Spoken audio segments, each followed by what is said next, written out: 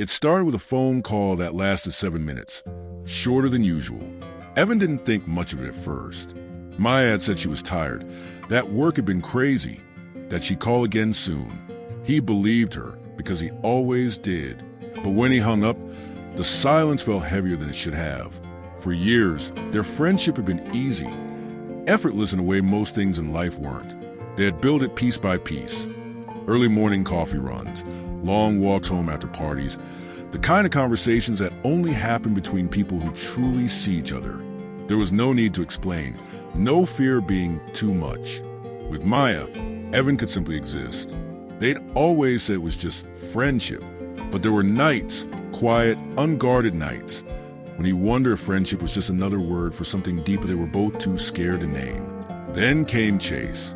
He entered her life like a summer storm, bright, warm, impossible to ignore. Maya's voice changed when she spoke about him. It carried a lightness Evan hadn't heard before.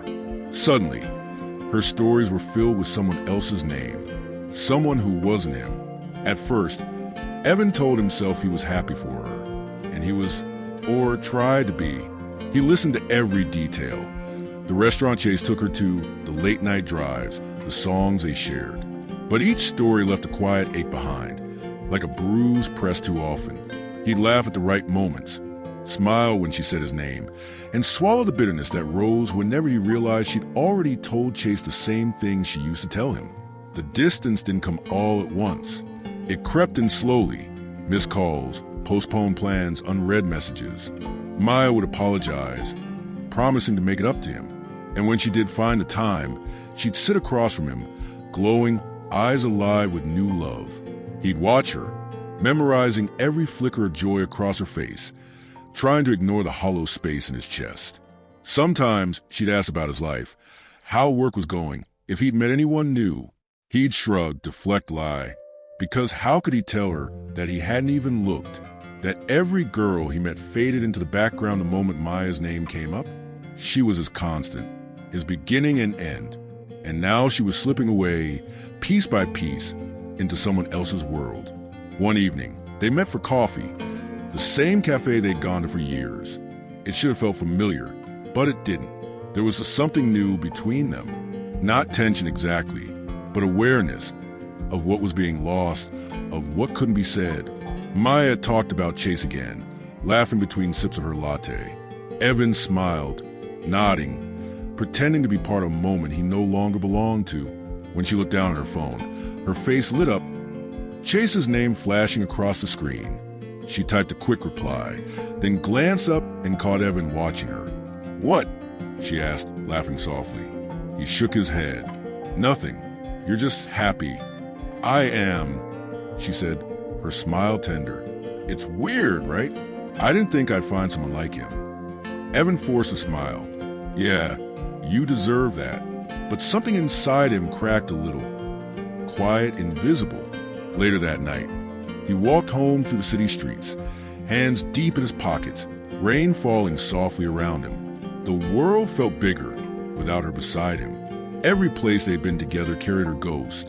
The bookstore on 9th, the park bench by the river, the diner where they'd once stayed past midnight, talking about dreams they'd never chase. He thought about calling her, saying something, anything, just to feel close again. But he knew what would happen.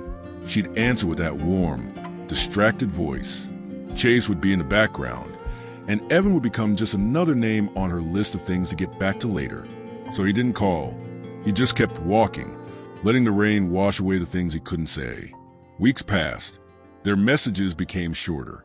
The gap between replies grew longer.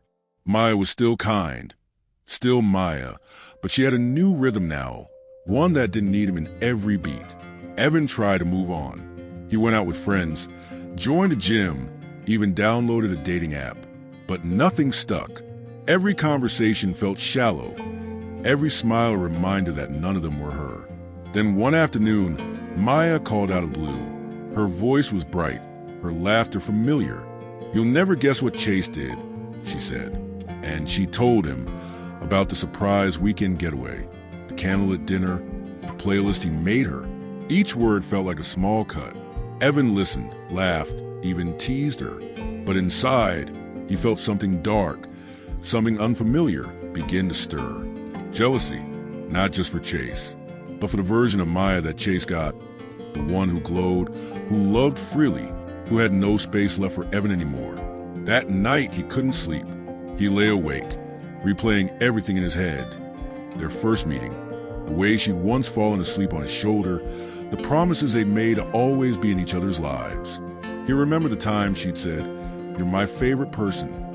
He wondered if she still meant it. When he finally drifted off, he dreamed of her, but in the dream, she was walking away. Every time he called her name, she turned, smiled, and kept walking. Maya noticed a change in him before he said anything. He was quieter now, distant. His smiles didn't reach his eyes anymore. One evening, as they sat watching the sunset, she turned to him and said softly, "You've been weird lately. Did I do something?" Evan hesitated. The words were right there, burning in his throat. "I love you," but saying them would ruin everything. So he lied. "No, just tired, I guess." She studied him for a moment, her eyes full of concern. "You know you can talk to me, right?" He nodded but didn't speak. Because how do you tell someone that their happiness is breaking you? The weeks that followed were a blur of half-finished conversations and half-meant goodbyes. Maya tried to bridge the gap, but Evan kept pulling away, not out of anger but self-preservation. Yet no matter how much distance he created, he couldn't stop thinking about her. Every laugh she shared with Chase, every photo she posted, every new memory that didn't include him, they all left him hollow. He told himself it was just friendship changing, evolving. But late at night, when his chest ached from the weight of missing her, he knew that wasn't true. It wasn't friendship anymore. It was love, and it was killing him quietly. Then came the night that changed everything. Maya invited him over for dinner, just the two of them, like old times. He almost said no, but the thought of being near her again was too much to resist. When he arrived, she looked radiant. Soft music playing, candles lit, the smell of something warm filling the air. For a moment, it felt like before, until she mentioned that Chase had helped her cook the recipe. He smiled through it. They laughed, talked, reminisced. But under the warmth of it all, tension simmered, invisible, electric. At one point, Maya looked at him, really looked, and said quietly, "You've always been my person, Evan. You know that, right?" He met her gaze. "Yeah," he said, "I know." But the truth in his eyes said something else entirely. The silence stretched between them, fragile, heavy, and that's when Chase called. Maya's face lit up as she answered, her voice softening in a way that tore something inside him. Evan turned away, pretended to check his phone, but all he could hear was her laughter, the same laughter that once belonged to him alone. When she hung up, she smiled apologetically. "Sorry, he just wanted to say goodnight." Evan forced a smile. "Of course, you sound great." But something inside him shifted, a quiet realization that this was no longer his place, that maybe it never had been. He stood to leave, heart pounding. "I should go," he said softly. Maya looked up, surprised. "Already?" "Yeah, it's getting late." She hesitated, as if wanted to say something to stop him, but she didn't. She just nodded, eyes soft. "Okay, text me when you get home." He smiled faintly. "Sure," but he didn't. That night, Evan sat alone in his apartment, staring at his phone. Her name glowed on the screen, unread messages from weeks past. He scrolled through their old photos, their jokes, the moments that once felt endless. And then, without thinking, he deleted them. The photos, the messages, everything. But as soon as the screen went dark, regret flooded in. Because even though he wanted to let go, part of him didn't know how. And then, just as he set his phone down, it buzzed.